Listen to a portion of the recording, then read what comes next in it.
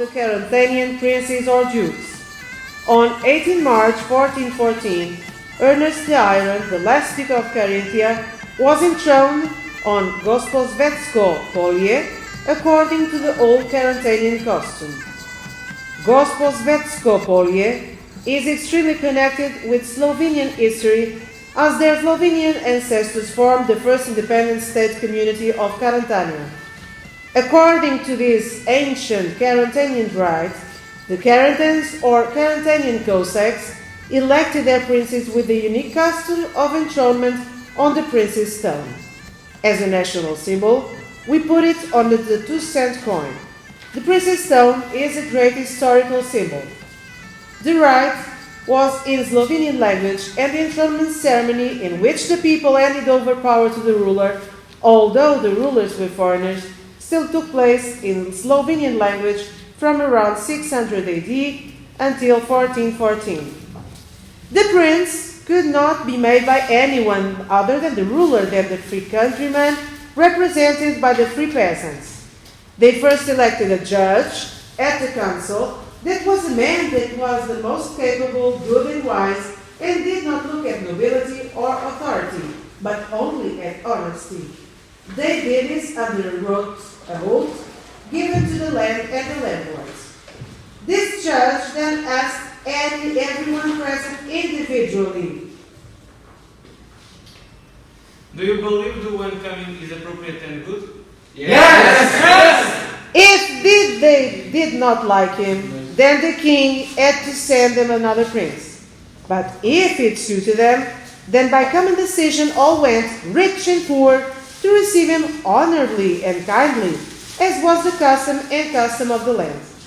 The enthronement began on a hill called Castle, where it was near the church of St. Peter's large meadow. On it stood the prince's stone, where the prince came with his retinue. His entourage consisted of knights and nobles. In front went the Count of Gorizia, then the Carantine Palatine, with 12 knights carrying 12 banners. Before the ceremony began, the chosen prince took off his precious clothes. He was then given trousers, a jacket and coat, all in grey, quarantine, and a red belt and shoes with red laces.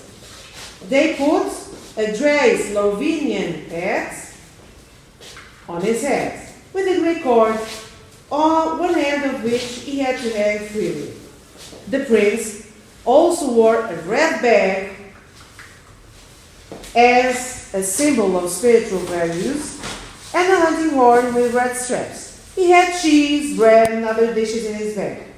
He also held a staff in his hand, which signified his pastoral authority over the people. He took with him a black and white bull and a war horse, which represented agriculture and military defense, the very foundations of the existence of every country. Colors had a specific meaning. Grey, as the color of dust, represented the transience of earthly life and red eternal values. The black and white bull and horse represented a Carantanian land similar to the Black Panther, which was in the same colors. This color also illustrated the old Slavic religions in terms of good and evil. The prince slowly stepped forward with his entourage. A prince which inherited this right was sitting on the prince's stone. The prince, with a stick in his hand, approached the farmer on the prince's stone, and the farmer asked in Slovenian, "Who's the one coming there walking like that?" He is a provincial prince. The farmer then asked, Is he a just judge who cares for the welfare of the land and is free to be worthy of this honor? Is he a worshipper and defender of the Christian faith? He is and will be. By what right can he drive me out of this seat? and they all said, You get 60 whites, a mare of wool, a horse, and a robe that the prince is now wearing. You and all your house will be free of every tax. Then the farmer rose and touched lightly with the right hand on the duke's cheek, reminding him once more of his sacred duty and just judgment.